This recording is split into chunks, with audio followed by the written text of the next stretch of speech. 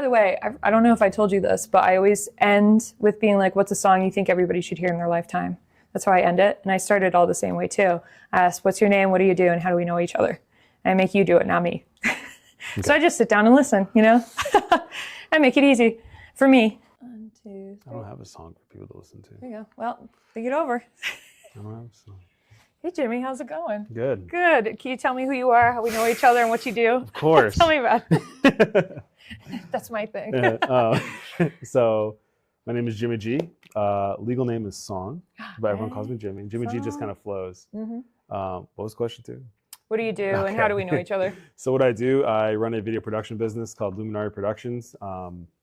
We do a little bit of everything with whoever, but I like to focus on helping small businesses. And we met at this school right here in, I don't even remember what class. I think it was intro to like management, something like that. Yeah, and that's it. Yeah. And I saw you doing photo, and I was like, okay, time to like connect. Mm-hmm. I think that's how it kind of works. I know. Well, that was a weird class too, because I was sitting next to you on one side, Aaron on the other, and then I think either right next to me or right next to you was what's his name, Mike? Yeah. Shout out, Mike. You know, I see you on my stories sometimes. I love seeing it. But he was like 25 years older than us, something like that, and he was kind of switching businesses. So it was really cool as a community college to like be with someone that was. I sat next to 2 people that were in my town. I didn't even know them. And I sat next to you that had gone to a different college before going to this one. Right. And then we met someone else that was like, had kids and a career already. It was just coming back. So that's the best part to me about Northwestern and other community colleges is you're not just with everybody else that's a newbie, you know, you get a lot of experiences in there. So I thought we could talk a little bit about your experience. So if you want to talk about where you came from originally and then where you went to college and stuff like that. Sure. So I was born in Torrington, Connecticut. Which is right next to Goshen, but so I lived there pretty much my whole life, and then I went to Boston for school. I went to the New England Institute of Art. Which is no longer there, right? It was a for-profit school, so which for me means nothing. I just picked a school to go to, and I studied video production with that, and I had no idea what I was going to do with it, but I actually dropped out of that school at the last quarter. So I do not have a degree. I wasted all that money, but it's all cool. But I left to freelance. It was too expensive. I didn't want to pay any more for it. I didn't think I needed a degree, and I haven't. But going up there and meeting a bunch of people and living in the city for years was super helpful. And then I came back to Torrington, just be near family because they're here. Yeah. But yeah. And how many years was it between dropping out of that school in Boston to then coming to Northwestern? And why'd you go back? Honestly, I don't remember. It was like a decent amount of years. Yeah. I don't really remember how many though. I came back because I knew I wanted to. I was a freelancer doing video production, and I wanted to kind of make it a little bit more official. So I wanted to take some accounting classes, business classes, things like that. Be more well-rounded, basically. Were you doing that at the other school or no? No. No. And just like that, I came here, took what I wanted to learn, and I left without the degree. Peace out. So that's why I came back here. And it's honestly, the school is super affordable, and it was just great. It was a great local resource for me. So. What'd you go in for? Just some classes, or were you trying to go for a certificate or something? I was trying to take I think it was like a business certificate. Yeah, that's what I had in marketing and a digital and media sales. certificate. Yeah. So I was supposed to come out with like 2 certificates, and a photography certificate, graphic design, and associates in digital media. I was like, I'm good, and I left. But like I did most of the classes, and I just never followed through with it. But it was just so affordable. So like, why wouldn't I do it? So, but I'm great. I loved it because I met so many cool people on this. Yeah. What classes did you like most around here? Man, to be honest, the school is great. I think going to where I was before, it was, I don't want to say more advanced, but like we had way more. Yeah. So this school, I don't really know if I like loved any classes in particular. I loved my professors and the people I met, but like I don't really know if I got that much out of it knowledge-wise because I knew a lot of it already. So it was just really just trying to get something official and learn something new. So well, you get some connections from it too. You know what I mean? Yeah.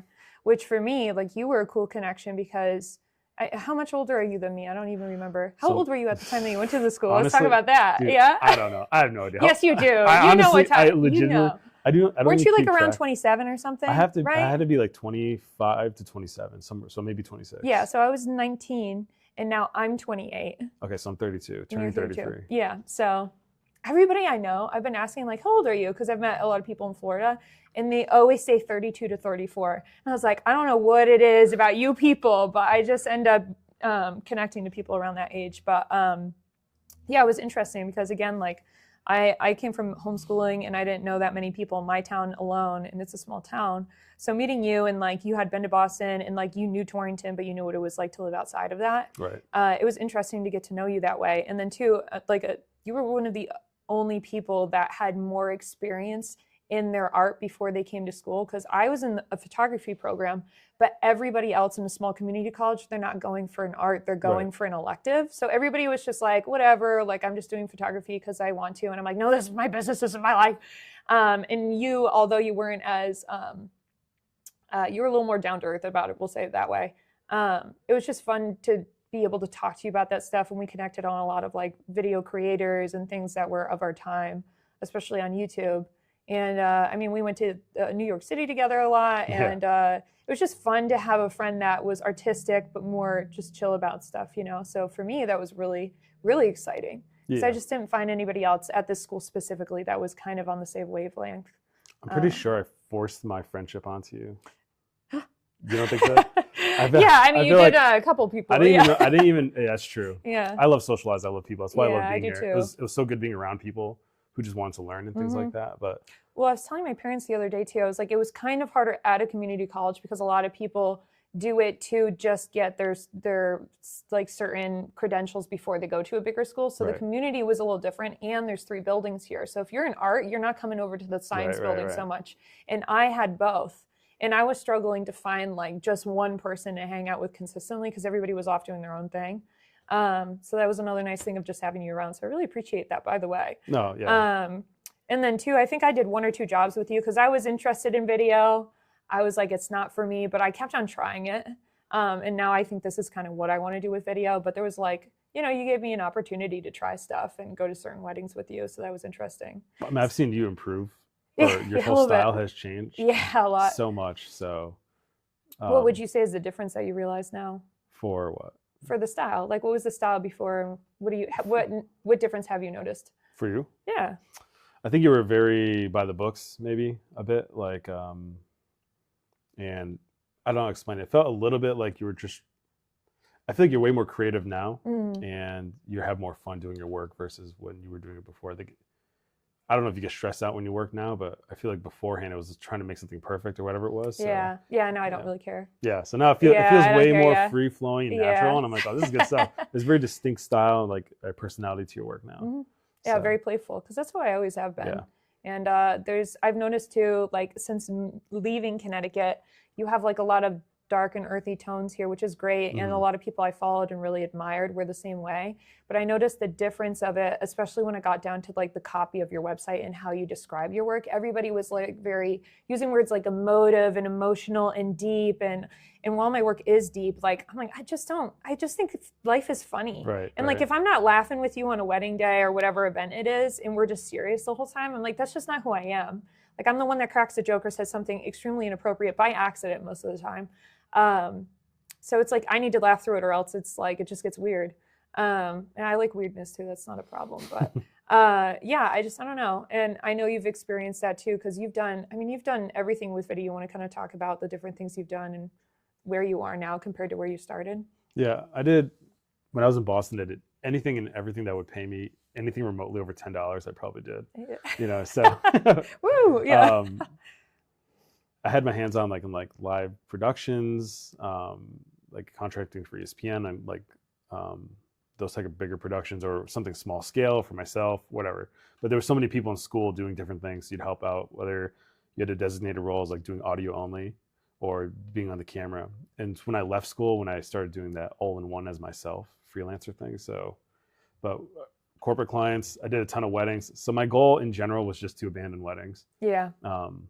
Right on. Yeah. So, it's a great moneymaker. I just knew I got to a point where I could leave it. And when I did, and I didn't make a single dollar off a wedding is when I figured oh my God, I finally made it on my own. I didn't need weddings to help help me through. Yeah, that's true. So that was like my gauge of I made it. So I could do anything else. If I didn't do weddings, I was okay. Yeah. That felt good. But I don't know. I've worked on so many different things, like music videos, corporate work, documentaries, commercials. You know, it's been all over the place. It's even changing now, just helping people build podcast studios. Like I've become more of a consultant for a lot of my clients, more than the guy doing it, just because everyone wants to do it themselves. So it's a constantly changing thing. But what made you start with it anyways? If you came from a small town, like what was your first camera and stuff?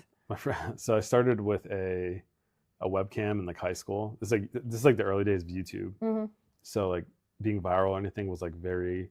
It wasn't really a thing. Yeah, it wasn't a thing. So I did follow some YouTubers that like Smosh in the early days, and like and it's just very like homemade content. Like you had a video camera, except we were using webcams at that time. So I started with that, honestly.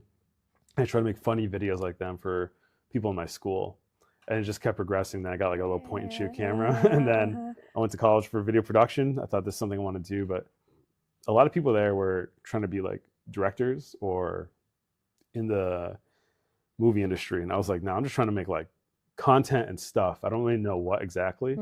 So it was cool going to school. There's just so many different people doing it for different things. Like they loved the movie, that's why they were there. But me, I loved YouTube, that's why I was there. Yeah, isn't it funny? So it was weird. It was like early days of that. And people are like, what the hell? Like, what are you talking about? That's nothing. So I did. It's different. Yeah, I did grow to appreciate like cinema, and I'm like, okay, wow, there's like actual depth to a lot of this. So, but maybe I came at a good time. Like the video industry was changing so much back then. The 5D Mark II was like a DSLR that had some cool video features. And it's what paved the way for this like this generation of like up and coming videographers to come in with like cheaper equipment. So I came at that time. Before that, you had to have a huge camera or like this thing, and it would have been totally different. Yeah. I don't think people understand the influence that YouTube had on so much of us too at that time, because like you said, it was like mostly for your friends, but it was kind of like, I mean, that was before Instagram. YouTube was, I don't know, it's just different. It still is to me too. Like just scrolling on there is so much more information based. And then, I don't know, the community that's on there too gets a lot more in depth, because you can make a video that's an hour and a half about something. And I would watch those. I would watch it from the beginning to the end, and it felt like it would go by in an instant. And that's like almost a movie length for a lot of people too. So I don't think people realize the impact of like how deep you can go into a community in that space. So it makes sense, and it's cool that we started there, because now it's become such more of a mainstream thing. But even for me as a photographer, like I don't know anybody else doing this. And while there are some photographers on YouTube, it's a lot more professional, and I'm just not that way. I mean, you and I come from almost the same town, and a lot of people grow up here, they stay here, and they have certain jobs, and that's just, that's good for them.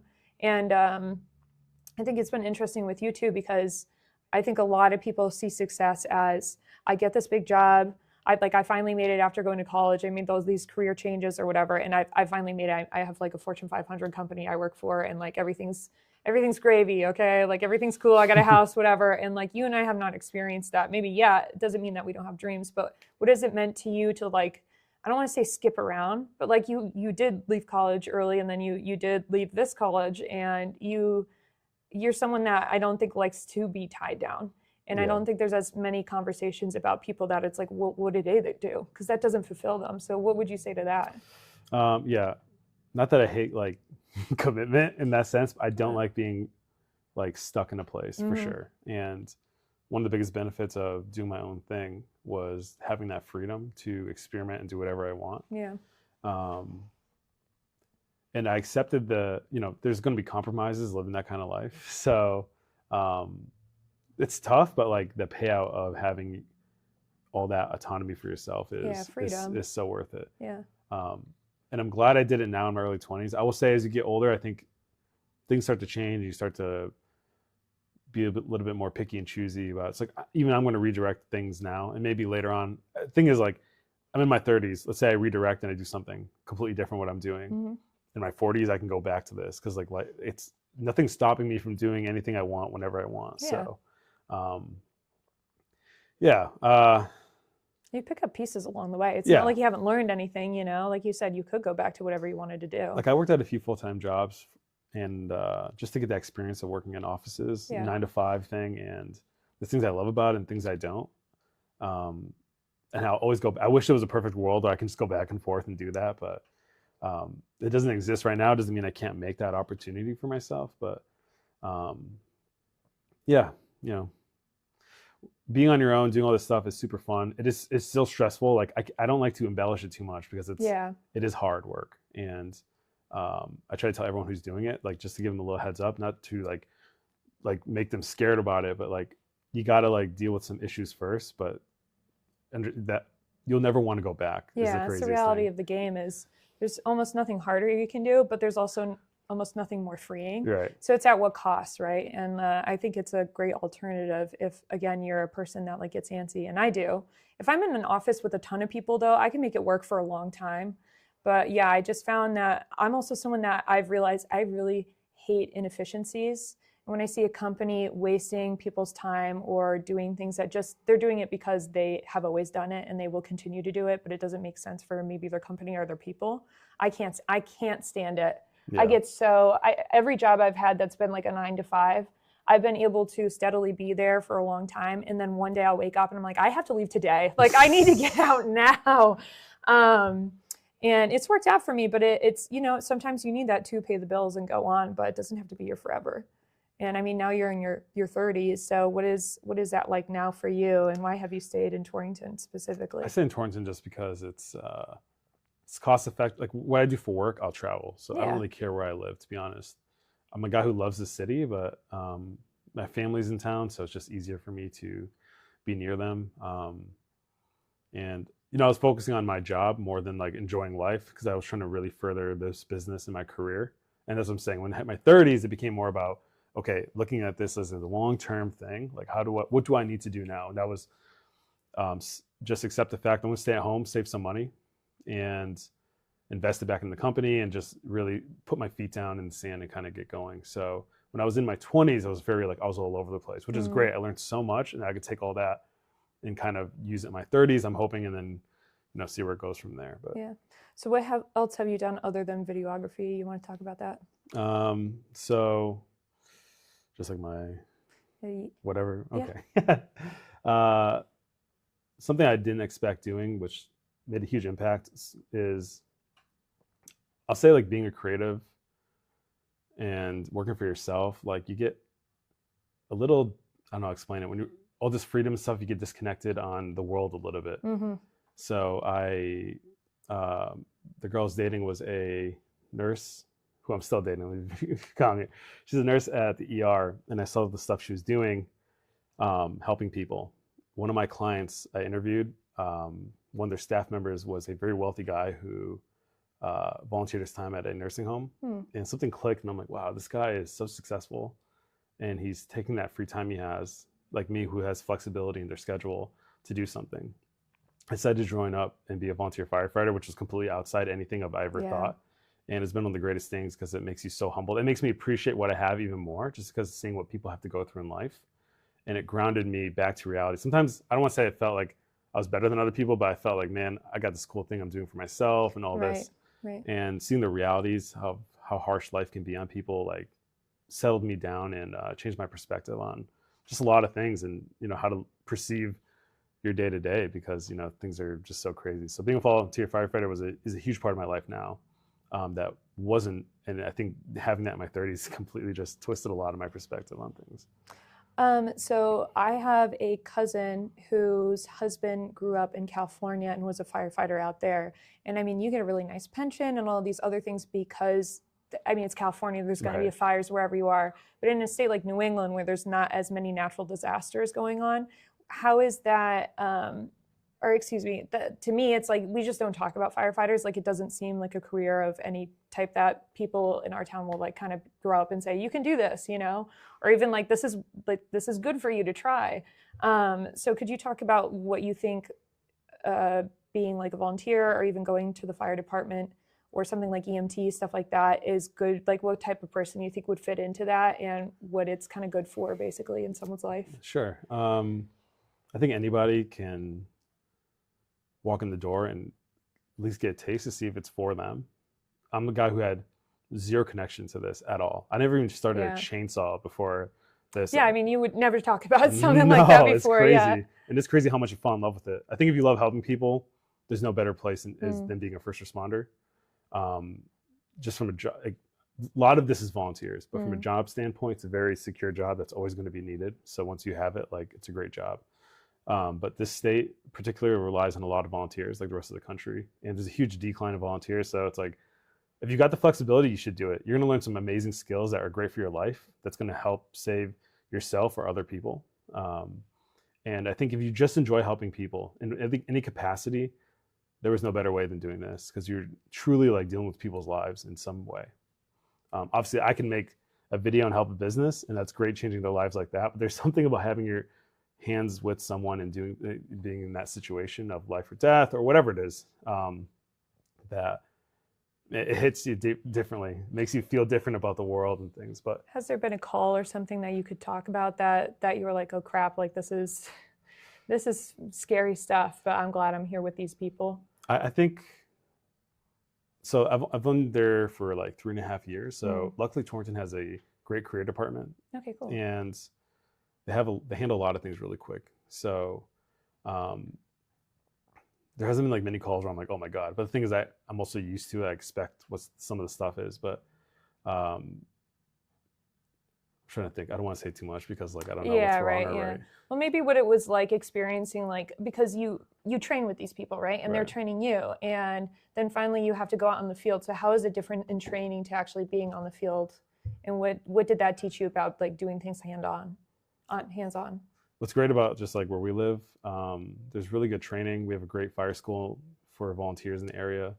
And, you can learn all this stuff, but once you apply it in real life, it's sometimes just the stress of it, your body being fatigued, like things go crazy. So I remember we had a house fire, and I had never had to manage, when we go on calls, because we were a very small department, it was like we had maybe 2 or 3 guys responding.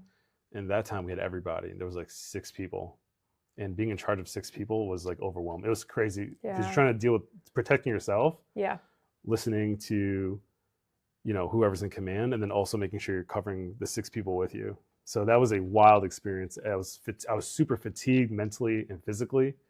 But the thing is, we came out of it, no one was hurt, and everyone in the house made it out. Like, it was, when it's all that experience now, it's like, if I go through it again, I'm way more prepared for it. But you go through something like that, and anything in life is not as hard. You know what I mean? Yeah, so right. What kind of perspective has that given you for the rest of things in your life? It's just that, like, just from a health standpoint, for my loved ones and myself, just being a healthy person, just because you see so many people who are sick, it kind of changes. Yeah, that's most of the calls. I don't think people understand that, because when I was a kid, I would see a fire truck and I'd be like, oh my God, there's a fire.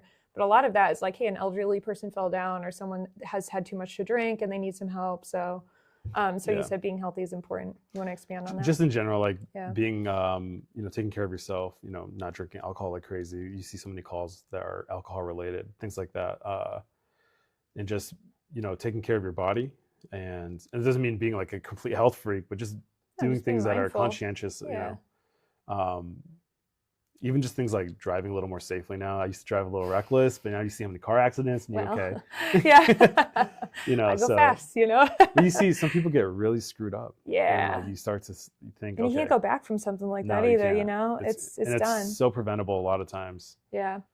It's just totally, being in the creative space there's a different breed of people than people who are doing this kind of thing. So it just expands your horizon a little bit. And, surrounding myself with people who maybe ideology-wise is very different than me, but we've learned to understand what our boundaries are and have a really good relationship with one another. You start to see like the things you might argue about out at the bar or something, ultimately can sometimes mean nothing when like you're side by side doing something together. You know what I mean? Yeah. It's been a great experience, and I wish I'd started it sooner. So I try to tell people to get into it now if they can, because it's definitely life-changing for sure. Yeah. What would you say to, I'm going to stop this. Yeah, we'll probably talk for another like 5 to 10. You sure? Okay. Yeah, I think we'll be good. I have that right up there too. So could you tell me a little bit too? I multitask. Hey, now. The video never stopped. We've been talking this whole time. I was wondering if you could tell me if you could give any advice to a creative person that maybe has never been into like, I mean, that's like a white collar job or blue collar job. I don't know what they call that. But what would you say to a creative person that maybe isn't in that field and maybe doesn't understand like the kind of grueling work, I guess you would say, Right. of more of a 9 to 5? Here's the thing, not every department's the same. Mm. I was lucky to be in a department that was, you know, just very welcoming and open. Well, when I came, it wasn't, but being there, I was able to help be with guys who wanted to make it a welcoming place. So by the time new guys were joining our department, it was a great place to be, no matter who you were. Some departments, they're old, they've been there for a long time. So I can't say it's going to be perfect for everybody. It might not be a good fit. That's the reality of things. So, but because it can be stressful. Like if you're not someone who's physically fit or capable, it doesn't mean you can't do it. It's something you can still go to a department, try to help out and learn things, but get yourself in a better position, because there's a lot of ways you can help without actually like doing crazy stuff. It's not like you have to run into a burning building or something like that. There's so many other ways to help a department, and then you can work your way up there. But anyone can do it, to be honest. There's nothing stopping anyone from doing it. It's just knowing your own limitations and hopefully being with a department that is open to, you know, training people properly and things like that. Like there's a very certain type of people that do this kind of job, but they're so desperate for people that, you know, I think they would be happy for anyone to come through that door. They're willing to expand their horizons. Yeah, it's not even that they don't want to. It's just like the creative person never would have thought to do it. Like they would have never thought to reach out to the creative person. I wouldn't think about that. You know what I mean? So it's always going to be weird and nervous. You're going to be nervous at first because it's a whole new world. It's so different. But we've reached a point where like education and safety has been, you know, built upon by so many people beforehand that, you know, you'll be okay. Like there's nothing to worry about. There's all these protocols and things in place to make sure people are ready to go before things actually happen. So what's a sign of like a good department that you've probably landed in a cool spot? You know, they're just the biggest thing is that they're welcoming, and they don't single out people or go out of their way to, you know, belittle someone, especially someone who's just joining. Yeah, right. So a department that's willing to go the extra step to make you feel comfortable and do things. To teach. Yeah. Like so I mean, that's why you're there. Yeah. All departments are struggling with volunteers right now, and luckily a lot of newer ways of thinking are coming in. Okay, that's good. Which is about retaining. Do you think that's what kind of like made it so there's now a deficit, that there was kind of an old school way? Like, what do you think that deficit is from? I think people just didn't volunteer. Like I said, I had no idea this was even an option. Yeah. I didn't think I could do such a thing, or it just didn't cross my mind. Usually it's generational. So like Jimmy's kid would now be a firefighter because his dad was. So I think people are aging out. Like for my town, it's just an older population. There's not many younger kids and stuff. True. It's just the reality of how things are going. So I don't really think it's like the department's like got a bad reputation or anything. I think people just don't understand that they can do it. So so we're in a small town, right? And then we're part of small towns, and we want to invest back into a small town. What do you like about living in a small town, and what do you wish would be different about the small town specifically? Mine or just I think in general, but I mean you can work on your own experience. That's okay. So it's small towns in general are either doing well or they're getting really crushed. And what I love about small towns is you get like this little slices of your own life and some sense of peace, if that makes sense, versus like some crazy constant stimulus in a bigger city. It's peaceful being out here. Yeah, that's the one word I would say. I'm like, oh, look at just trees. There's trees everywhere. Yeah, no, it's small good. towns are great. Yeah. But the problem is like, again, it's almost so much the department thing. Things are just not progressing and modernizing at a way that keeps things interesting for younger people. And it's hard to, I don't know, put the town back up on the map like it used to be. Like a lot of people kind of look at the old days of places, but things are changing so quick that. Well, what do you say to someone who's maybe like older, maybe has some real estate in a small town, or maybe not real estate is the right word, but has some influence in a small town? What do you think they should do to attract those people back? The biggest thing is towns, there's so many people now in general. Like if you don't have a workforce staying in the area, it's tough to convince anyone to want to stay there, especially if there's nothing to do. Like obviously you need things to do, but ideally you have a place where a lot of people work. So in our town in particular, we have like a few businesses.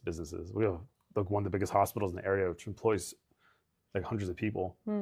And we can't really retain those people to like stay in town and do anything. So it's like, dang, that's kind of, some red flags are shown. So you got to get younger people to want to invest their time and money into your town. That's hard to do.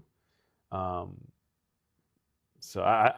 we can go on forever about this. That's a town thing that has to figure it out. Right. But, well, for me, I've seen there's actually been some cool businesses that have come up on Main Street and then just end up not, like nothing can stay. Like everything was trying to stick to a wall almost, and everything is just non-sticky. But for me as a photographer, like I don't want to live here anymore. I love it. It's where I come from, but it's not where I'm going, if that makes sense. Like you said, like there's just not that much opportunity. But for me, what I would say to photographers and artistic people in general is there's a lot of small towns that are just forgotten. Right. And they're like, oh, there's nothing there. It's not interesting. But there's old buildings here. There's plenty of texture in the background. And that's the stuff I like. I've done shoots all around town and I'm not finding a lack of spaces to be creative in. And honestly, you're kind of like, you'll be left alone for most of the part too. So I'd say if you want to get creative and you want to do something different, find a small town and just start shooting there, start doing videos there, like, because it's untouched. And as sad as it is, like I don't have enough money to invest back into like a huge building to open it up. But what I do have is a voice to say like, this is not a bad place to live and it's not a bad place to at least visit. Like there is stuff to do, especially with New England. Like you have no idea what you'll find in a little small city or whatever. So, you know, especially in Connecticut, like it's a small day trip, really. Just try it out, see what you like. And yeah, I don't know, put some money into the small town because it direly needs it. It really does. We don't need someone else going to Walmart. We need someone else going to a small Connecticut town. That's just what we need.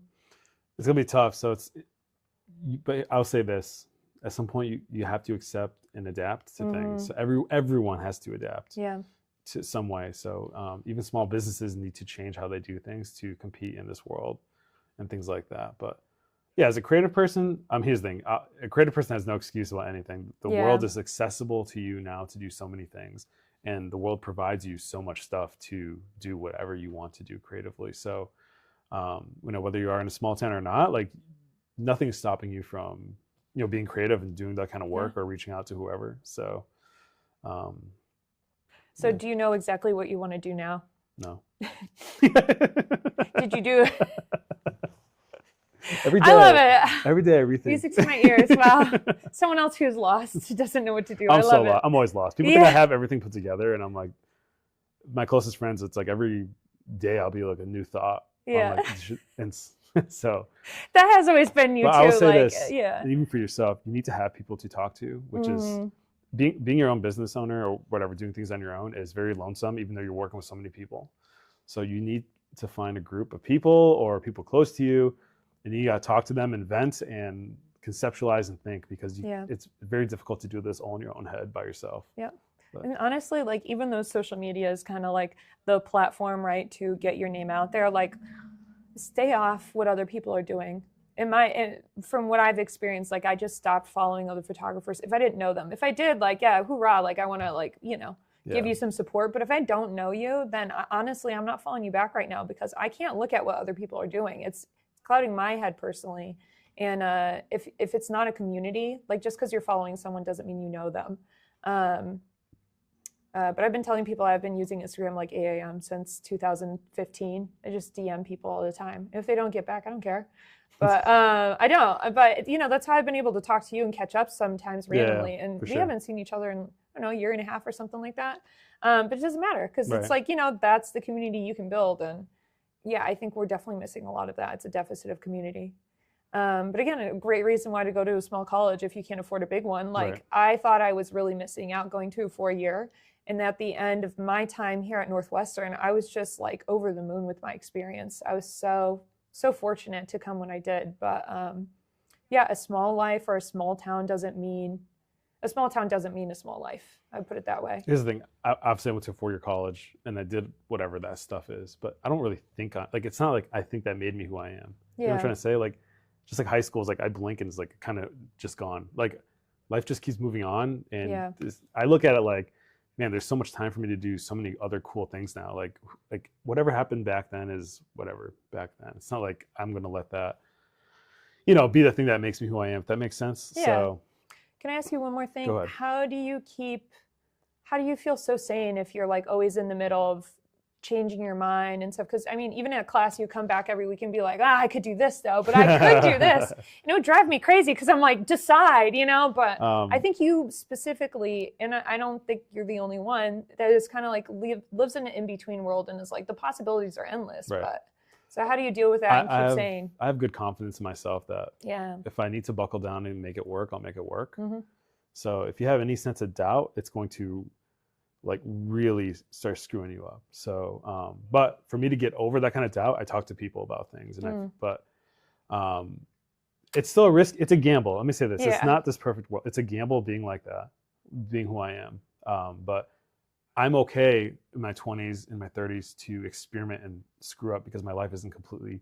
I still have so much time left to do whatever I want. So as long as you look at it like that, but another thing, what social media crushes you. I remember this girl that was in Florida. Got on a YouTube channel because she made way over 6 figures in her job, and she's like 4 years younger than me. And I was like, oh my God, I'm gonna die lonely and broke. Is that what's gonna happen? And she was like, you know, she's younger than me, so it's so easy to get that way when you're looking at other people. But I look at someone like you, and I think we were just talking about how we haven't made like a ton of money from what we've done, but I've been pretty happy just doing my own thing, and I think you have too. Yeah, I would, and that's a huge part of life. 100%.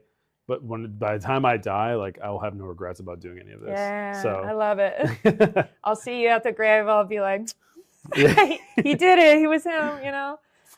I remember we had a joke about like if you died, I would put your name in your face with like clouds all around it, you know. And you were like, don't do that. I was like, I'm gonna make T-shirts and yeah. I do miss that too, because I mean, we had a lot of classes together, at least a few, and we had a lot of giggles in this building and stuff. We're in the library right now, just by the way. I know there's no books. We're literally in front of a computer. We're in the library. I'm like, let's have this as a background. But man, yeah, I mean, it's too. You can just giggle through those things. It doesn't have to be that serious, and you can be passionate about something, but you can have it's a good ride. You know, you're learning stuff, even if you're failing. It doesn't really matter. Yeah, right. It doesn't matter. If you're gonna do this, like you should enjoy it. If you don't enjoy it, like seriously, if you don't enjoy it, if it's really killing you and stressing you out, you shouldn't do it. It's gonna just keep destroying you. Like take a break from it or whatever it is. Yeah. Because that's a good life too. Yeah, a 9 to 5 is a good life if that's what you like. Absolutely. Yeah. And there's plenty of things that are helpful with that stress-wise. It is much easier, much straightforward. But just because you stop doesn't mean you can't come back to it. Yeah, exactly. So I just know this, like if you're not happy, don't do it. It's just not worth your time to waste. So I got a point where I wasn't happy about things. So I'm trying to redirect it and maybe I'll come back. But you know, I mean, that's the beauty of it. Like no one or nothing is telling me I can or cannot do something. You know what I mean? So.